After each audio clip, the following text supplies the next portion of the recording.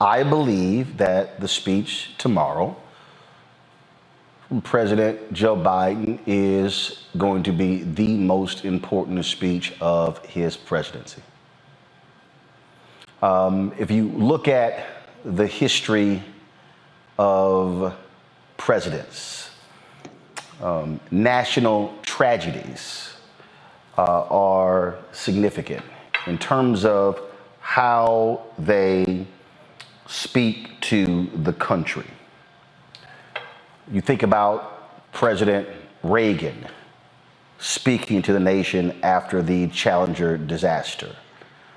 You think about President Bill Clinton speaking to the nation after the Oklahoma City bombing. You think about President George W. Bush speaking to the nation after the tragedy of 9/11. You think about the multiple gun tragedies that President Obama spoke about, Sandy Hook, the murder spree, mass shooting in Fort Hood. You think about the shooting of Congresswoman Gabby Giffords in Arizona, and you think about Emmanuel AME. Presidents obviously offer empathy, where they talk about the soul of the nation. They talk about these families. But I concur with what all of you have said. This is a speech that President Biden is going to have to be clear, firm, direct when it comes to white supremacy and white nationalism. This is not a moment for this presidency, this president, to dance around this issue. This is not a moment where we are to make folk in this country feel comfortable about what has happened. This is where he is going to have to challenge white parents to have conversations with their children when it comes to race in this country. This is where he is going to have to challenge those individuals who were so vocal speaking out against diversity, equity, and inclusion when they are unwilling to accept what is going on and how this nation is changing. This is where this president is going to also have to atone for his own comments in the 70s and the 80s, being a white man who's a United States Senator from Delaware, when it comes to the history of this country, when it comes to busing, when it comes to segregation, when it comes to all of these issues. What we are dealing with is an evil in this country.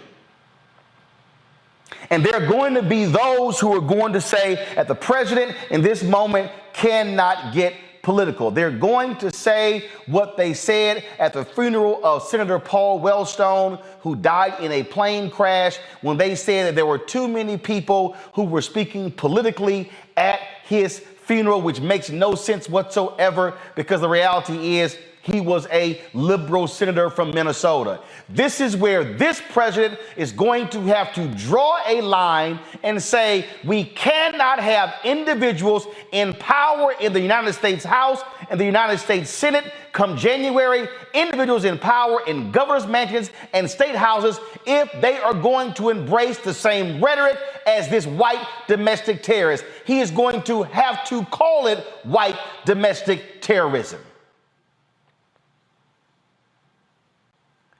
This is not a moment for this president to go soft. This is not a moment for this president to walk on eggshells, afraid to speak,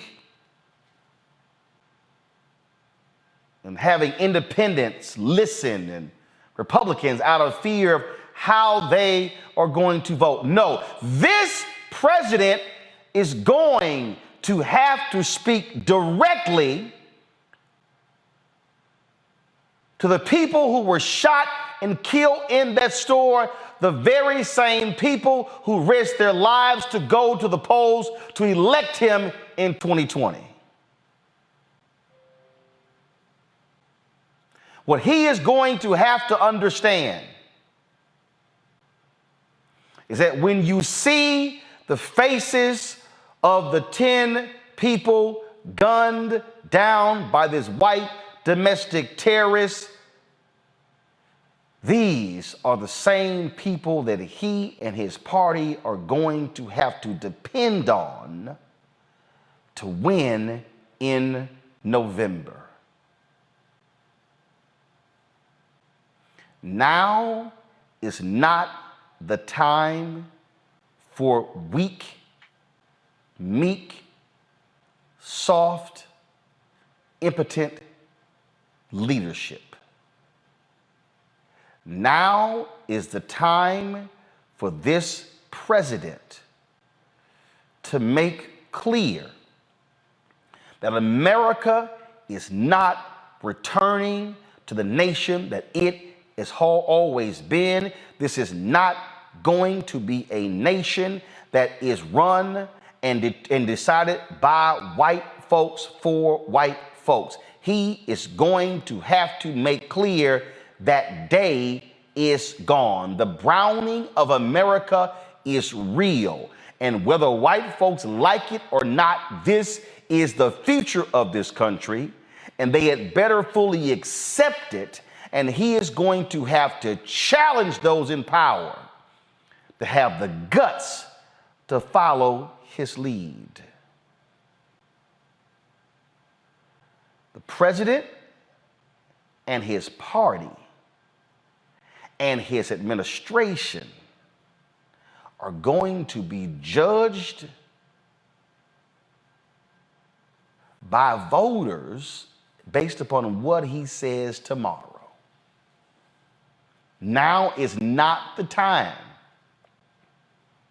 to talk about bipartisanship. There is no bipartisanship with evil. There is no go along to get along with evil. Either you stand with those who are good and just, those who care about this country, those who are true patriots, those who have principles. Either you stand with them or not.